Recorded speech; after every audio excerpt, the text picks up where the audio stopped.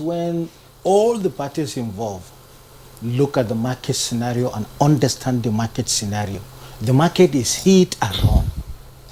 And once you are faced with a problem of a market that is contestable, prices can change anytime because investors are looking for abnormal profit and they don't care.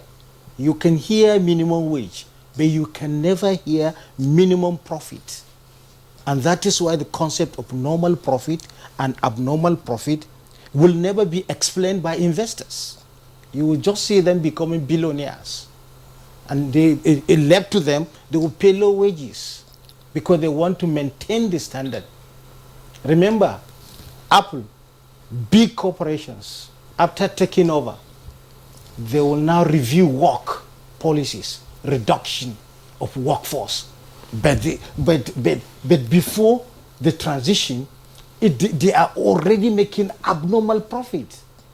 Now, what I want commerce to understand in the context of having a minimum wage is to increase income. When you increase income, you increase consumption.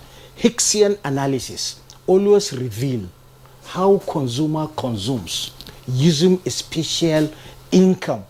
You cannot consume without an income. Autonomous consumers are too much in Nigerian economy. That is why our growth process is too slow.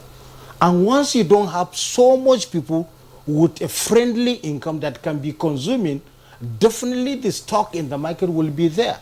But however, like I said in the initials, we must be understanding what, when, and how.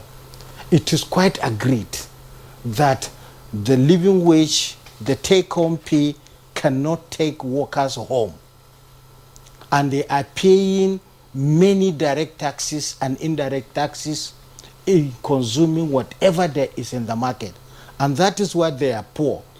The purchasing power parity, if you compare it with the wage rate that is obtainable, for instance, compare South Africa and Nigeria, you realize that South Africa has a bigger advantage because they have better income groupings that are consuming what is produced in South Africa and outside.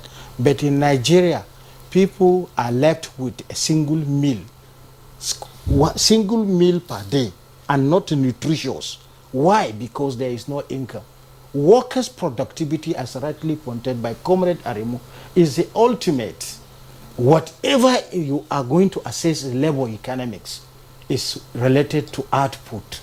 And that output has to do with workers' welfare. No matter how you try to define efficiency in the work process, in the production process, wage and salaries must be understood. And in my context, how best we can achieve this, first to understand that 615,000 is not realistic looking at the income of the state, looking at the income of all operational businesses in Nigeria, 615,000 per minimum. Let me give just a scenario where, for instance, you have a million workforce, 1 million workforce on different grade levels. This, sometimes when 615 is measured, you are paying a category. That's the least. Sometimes psychology will tell you that you are assuming to pay about 5 or 10 people.